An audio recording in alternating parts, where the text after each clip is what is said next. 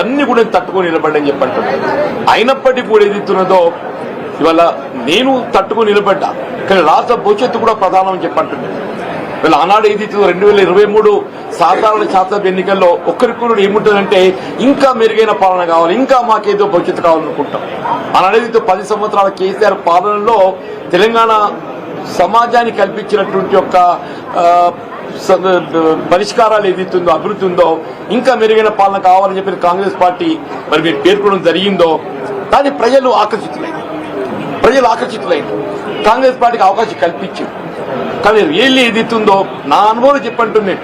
I have seen NT Ramarao గారి ప్రభుత్వం చూసా, నేను తదుపరి చెన్నారెడ్డి గారి ప్రభుత్వం చూసా, విజయభాస్కర్ గారి ప్రభుత్వం చూసా, రాజశేఖర్ గారి ప్రభుత్వం చూసా, చంద్రబాబు నాయుడు గారి ప్రభుత్వం చూసా, కేసీఆర్ గారి ప్రభుత్వం చూసా. నేను కానీ ఈ 2 సంవత్సరాల కాలంలోనే ఇవాళ అంటే 10 సంవత్సరాల్లో సాధించినటువంటి అభివృద్ధి సంక్షేమ ఫలాలు తిరోగమన దిశగా చెప్పండి.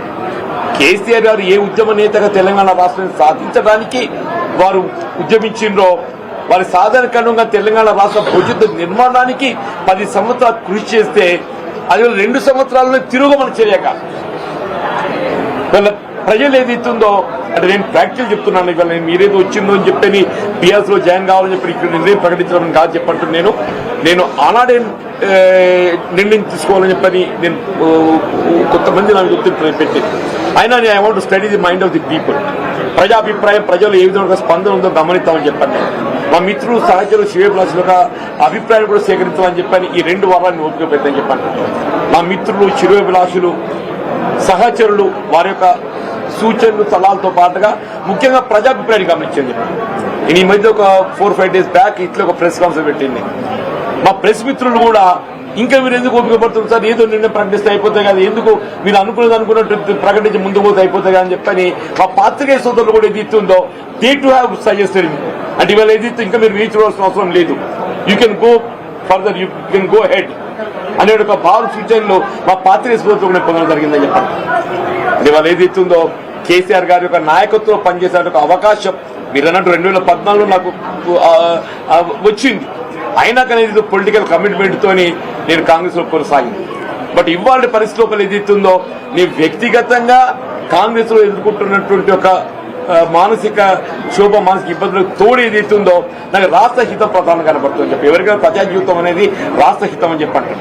ఆ రాష్ట్ర హితము ముఖ్యంగా రైతాంగం, రైతు కూలీలు, నిరుపేద వర్గాలు, దళితులు, బలహీన వర్గాలు, ఆడబిడ్డలు అని చెప్పంటూ నేను విద్యార్థి లోకం అని చెప్పండి. నిర్ణయాగమం ఏదైతుందో కోర్టు వీళ్ళ ఫీజు రియంబర్స్మెంట్ ఏదైతుందో రాష్ట్రంలో చెల్లింపు చేయలేకపోతుంది కాబట్టి మీరు తల్లిదండ్రుల దగ్గర ఫీజు వసూలు చేసుకోవచ్చని చెప్పాను. ఎంతకన్నా మోస్ట్ అన్ఫార్చునేట్ థింగ్ ఏముండో చెప్పంటారు.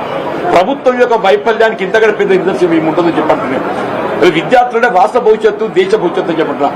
అప్పుడు విద్యార్థి లోకానికి ఏది ఇస్తుందో ఇవాళ మనము భవిష్యత్తు చూపెట్టలేకపోతున్నాం అని చెప్పంటే పాలన అనేది ఏ విధంగా కొనసాగుతాం దీన్ని బట్టి ఊహించవచ్చు అని చెప్పంటారు. తప్పకుండా ఇవాళ మీరు ఏదైతే ఇంత అంటే really you need not come up to this place నాకు రావాలన్నట్టు మీరు రావాల్సినందుకు నిజంగా మీకు అందరికీ, మీ మిత్రులకు అందరికీ ముఖ్యంగా ఏతుందో మా మిత్రులు పొప్పులీశ్వర్ గారు వారు ఇక్కడ మంత్రిగా పనిచేసిండ్రు, వారితో నేను కలిసి శాసనసభ్యులు పనిచేసిన, శాసన మండలి సభ్యులు పనిచేసిన రమణ గారితో కూడా ఏదైతుందో వారు ఎంపీగా ఉన్నప్పుడు నేను ఎమ్మెల్యేగా పనిచేశాను. నేను మీ ఇద్దరం కూడా ఏదో చిరకాల మిత్రులము. 93 వరకు ఏదో కలిసి పనిచేసినవి. Only 94 he has deferred with me. Only 94 he has deferred with me. తర్వాత వాడు పార్లమెంట్ ఎన్నికైన తర్వాత ఏదైతుందో ఇవాళ వారి ఏదైతే ఎమ్మెల్యే స్థానం ఖాళీ కావడంతో అక్కడికి నాకు ఉప ఎన్నికలు పోటీ చేసే అవకాశం వచ్చింది. దట్ ఎలక్షన్ నన్ను కెప్ట్ మీద మొత్తం రాష్ట్ర స్థాయిలో నాయకత్వం నాకు నిలబెట్టింది ఆ ఉప ఎన్నిక అని చెప్పండి. ఇక్కడ సోదరు వసంత జడ్పీ చైర్పర్సన్ ఏదైతుందో నేను ఎమ్మెల్యేగా ఉన్నప్పుడు కూడా ఇది ఇంత గౌరవించుతుంది కదా అని చెప్పంటే మీరు మీటింగ్ రావాలన్నా మీరు వచ్చి మీలాంటి ఒక సలహాలు సూచనలు ఇవ్వాలని చెప్పాను. Every time she use to అంటే నన్ను మీటింగ్ రావాలని చెప్పి కోరేని చెప్పంటున్నాను. ఈ సాగర్ అనేది is like younger brother to me. Sagar అనేది is like younger brother to me అని టెల్లింగ్. సంజయ్ కానీ కౌశిక్ కానీ మేమంతా మిత్రులము. వీళ్ళందరం కూడా వినోద్ రావు గారు, మా దామోదర్ రావు గారితో మా ఫ్యామిలీ అసోసియేటే. వారి నాన్నగారు వాళ్ళ 81 సమితి ప్రెసిడెంట్ ఎన్నిక కావడానికి ఏదైతుందో నాకు ఒక మైల్ స్టోన్ నాకు అండగా నిలిచాను. ఎవరికి తెలియదు ఇది. దామోదర్ రావు గారి తల్లి జీవన్ రెడ్డికి ఏం సంబంధం అని చెప్పి అనుకుంటున్నాను. మీకు కూడా ఆశ్చర్యపోతారు కూడా దామోదర్ రావు ఇప్పుడే తెలుసు. దామోదర్ గారి తల్లి మీకెక్కడ సన్నిహిత సంబంధం అని చెప్పాను. అంటే the whole relation with the BRS party with every leader I have got అని చెప్పంటాను. నేను ఈ స్థాయి ఈ దశలో ఏదైతే ఉందో వీళ్ళు కేసీఆర్ గారితో కలిసి పనిచేసేటువంటి అవకాశం నాకు రావటం